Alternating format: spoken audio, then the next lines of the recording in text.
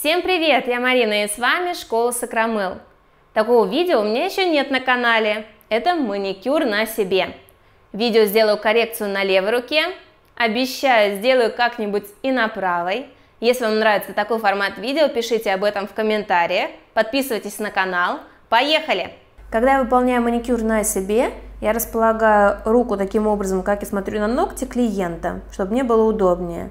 И для начала мне необходимо снять покрытие гель-лак. Для этого я использую твердосплавную насадку с зеленой насечкой и с тонким носиком. Включаю максимальную мощность на аппарате в положении forward по часовой стрелке. Обратите внимание, что я всегда делаю опору мизинцем, даже когда работаю на себе. Это позволит быстро проскакивать насадки, не углубляясь в покрытие и не делая пропилы ногтей.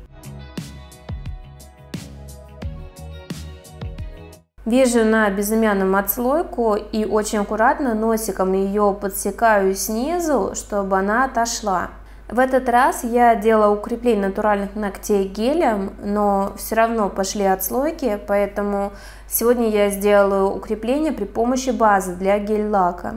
Отслойка произошла из-за того, что ногти сильно скручиваются, а материал твердый гель не может так скрутиться вместе с натуральными ногтями и отходит, появляется воздушный карман и дальше за собой тянет другой материал вокруг. Далее ставлю насадку параллельно ногтевой пластине, выполняю сглаживающее движение, чтобы убрать все бугорки и неровности. А вот ногти у меня непростые, очень тонкие, как пергаментная бумага.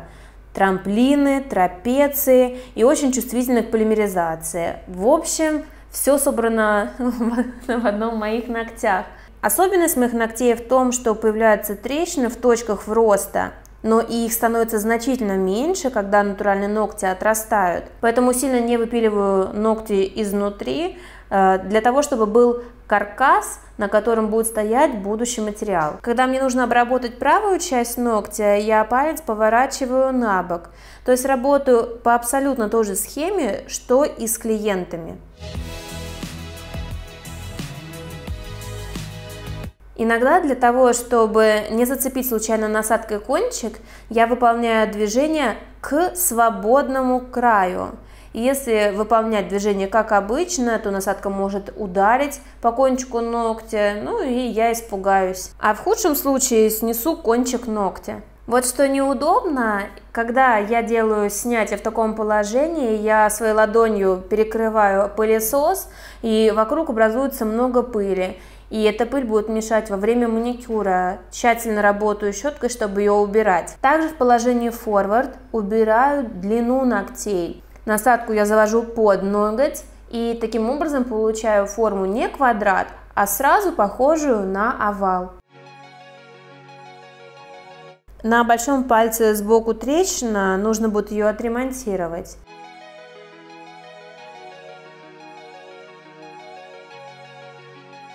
Вот так выглядят ногти после снятия. Я убирала не полностью материал, оставила на свободном крае тонкий слой. С кутикулой мне повезло, она тонкая, но при этом много птеригии, стелющейся на ногтевую пластину. Я раскрываю кутикулу апельсиновой палочкой, подготавливаю ее к аппарату.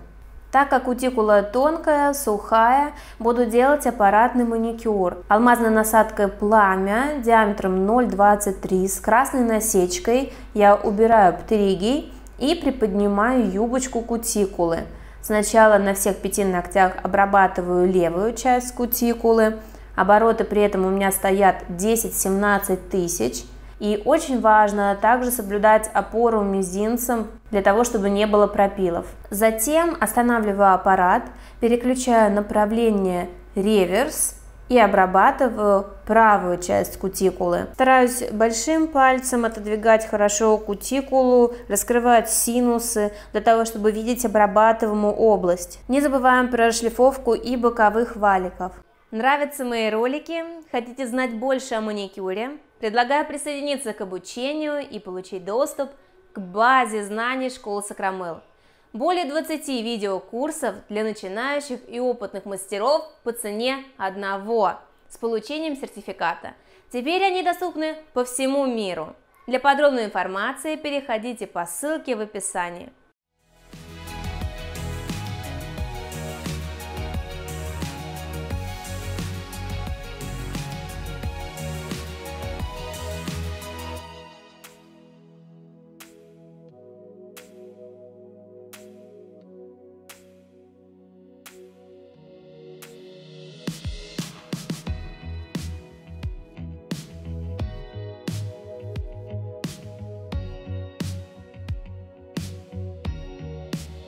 Прочищаю кожу в пазухе, затем делаю выглаживающее движение, полирую кожу валика.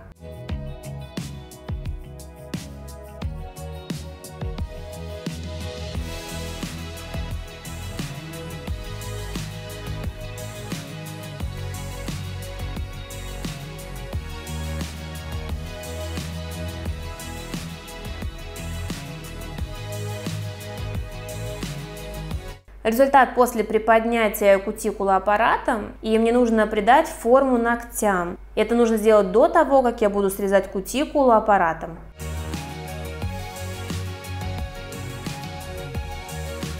Использую пилочку на деревянной основе с абразивностью 240 на 180 грит. Делаю длинные движения, форма у меня будет миндаль. Сначала при виде сверху, затем пилку располагаю под ногтевой пластиной, опиливаю нижние параллели, смотрю, чтобы они не провисали и были ровными. Заглаживаю переход от искусственного материала к натуральному ногтю пилкой, опиливаю поверхность. Заодно убираю и отслойки, которые остались.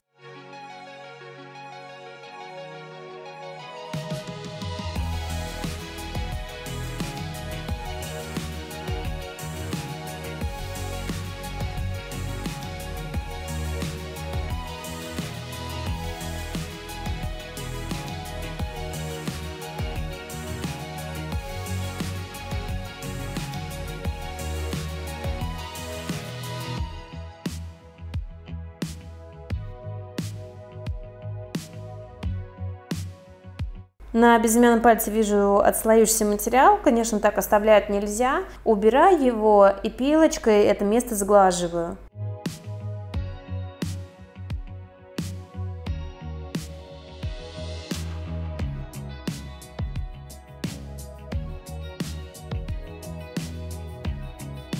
Поверхность у кутикулы и под ней мне нравится забафить, потому что бафик убирает мелкие остатки кожи, птериги, поверхность получается гладкой, и впоследствии лак не будет растекаться за счет оставшейся кожи. Важно, что поверхность должна быть не гладкой, а заматированной.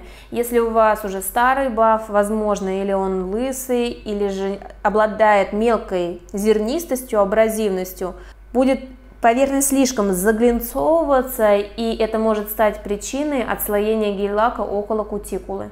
Для шлифовки кутикулы и боковых валиков использую фрезу скругленный цилиндр.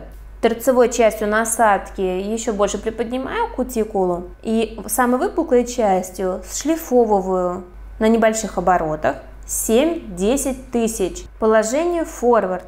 Насадка у меня с красной насечкой. Правда, она потемнела в сухожаре, поэтому она кажется черной, но это красный абразив. Когда шлифую кутикулу с левой стороны, я ногти располагаю к себе, так мне удобнее. И когда правую часть кутикулы, я палец располагаю на бок.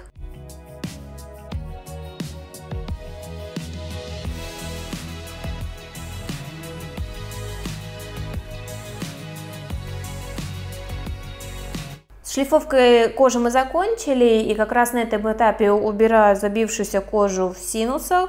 Использую для этого кусачки. Очень аккуратно подцепляю кожу, потому что в синусах она крайне тонкая, чувствительная, и удаляю.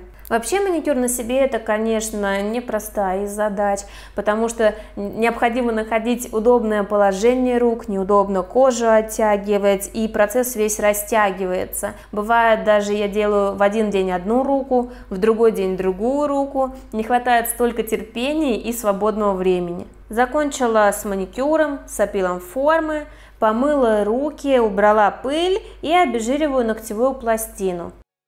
Поскольку ногти тонкие, проблемные, я наношу дегидратор, который подсушивает ногтевую пластину, и бескислотный праймер, который улучшит сцепку с искусственным покрытием. Его наношу в небольшом количестве, только на натуральную ногтевую пластину. После снятия материала и всех манипуляций вижу, что арка на безымянном пальце раскрылась, поэтому я буду использовать твердый материал и подожму свободный край, чтобы ноготь был более арочным и не казался таким широким. На свободном крае у меня еще остался предыдущий твердый материал, Поэтому в этот раз я сделаю укрепление при помощи базы для гель-лака, камуфлирующей, и под нее я наношу тонкий слой прозрачной базы, которая обеспечит лучшую сцепку. Отправляю руку на просушку, и даже такой тонкий слой базы мне печет, поэтому я достаю руку из лампы. После того, как жжение прошло, я обратно ставлю руку в лампу на окончательную полимеризацию.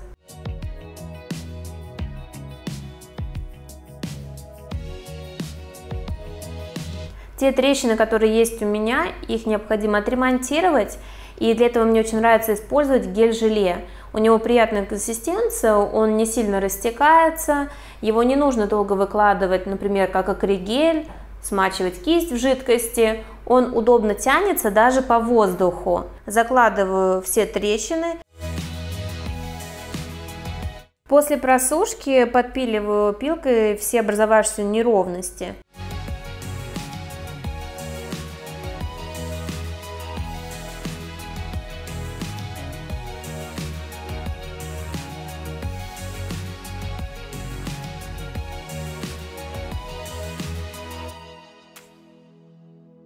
Для укрепления свободного края на безымянном использую твердый гель, но уже более жидкой консистенции. И после просушки буду поджимать. Промазываю трещину изнутри гелем, для того, чтобы она была со всех сторон закрыта материалом. Отправляю на просушку в лампу и после этого устанавливаю прищепочку для того, чтобы поджать свободный край. Важно, что я располагаю только на кончик ногтя. Не заводите прищепку на натуральную ногтевую пластину, чтобы избежать анихализиса по боковым сторонам. Арка существенно зажалась, посмотрите, при виде в торец она уже не такая раскрытая, как была до этого. Подпиливаю в основном боковые стороны и еще заужаю форму. Отворачиваю руку от себя, чтобы посмотреть симметричность ногтя. Вот так он выглядит в торце, и при виде сверху уже более узенький. Убрала пыль и приступаю к выравниванию. Для него я использую камуфлирующую базу молочного оттенка, такого нежно-розового. Тонко промазываю центральную часть ногтя, дальше справа, слева. Набираю большую каплю материала, ведь ногти у меня трамплинообразные, поэтому мне нужно поставить больше материала у кутикулы. Выкладываю на ногтевую пластину и разравниваю кистью из флакона. При необходимости можете подровнять поверхность и тонкой кистью. Мне нравится ее использовать в то время, когда я переворачиваю пальчик для распределения материала.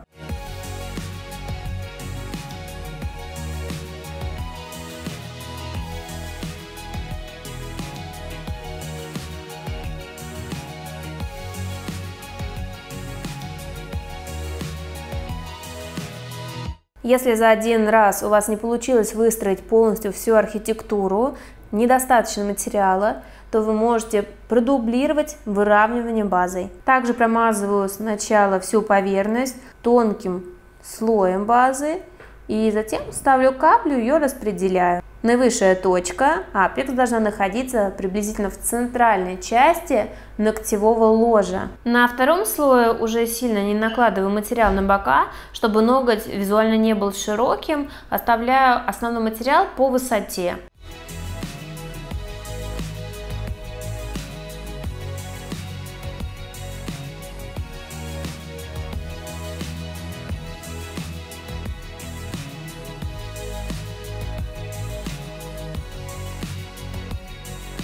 Большой палец я просушиваю отдельно. Сделала выравнивание ногтевой пластины, выровняла правильно архитектуру. Теперь визуально ногти не кажутся настолько взлетными, как были до этого. И приступаю к дизайну ногтей. Буду выполнять плавную растяжку омбре, и для этого мне понадобится молочный фон. Можно было изначально делать выравнивание ногтевой пластины молочной базы, но у меня не оказалось ее под рукой, поэтому сейчас я наношу молочный цвет. Для перехода выбрала два оттенка: неоново-персиковый и неоново-розовый. Наношу небольшое количество материала около кутикулы, распределяю его, затем беру специальную кисть для омбре с прореженными волосками, кладу ее плоскостью лежа и потихоньку начинаю стягивать материал небольшими движениями на себя. Таким образом, чтобы цвет как бы втушевался в липкий слой молочного оттенка.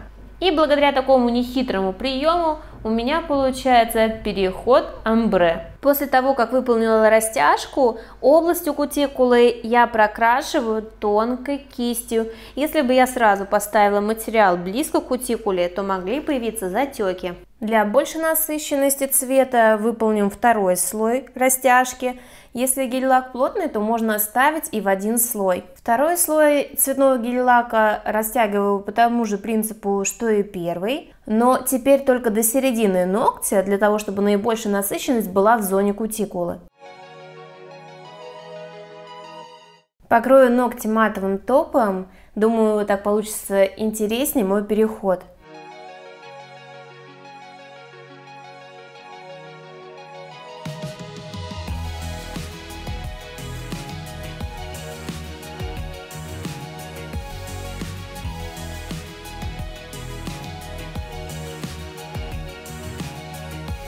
Снимаю липкий слой после просушки топа. И для того, чтобы разбавить переход омбре, выполню небольшой дизайн при помощи геля-паутинки. Сделаю геометрические узоры, вытягиваю сильно паутинку для того, чтобы она стала тонкой. И при помощи кисточки ставлю точки начала линии и ее окончания. Также вы можете выполнять эти действия не только кистью, но, например, апельсиновой палочкой или дотсом. Для выполнения такого дизайна не требуется навыков рисования, гель-паутинка все сделает за вас. По матовому топу гель-паутинка идет не так плавно, как по глянцевому топу. Обращайте внимание на то, чтобы гель-паутинка не скалывался в процессе носки, то есть держался хорошо.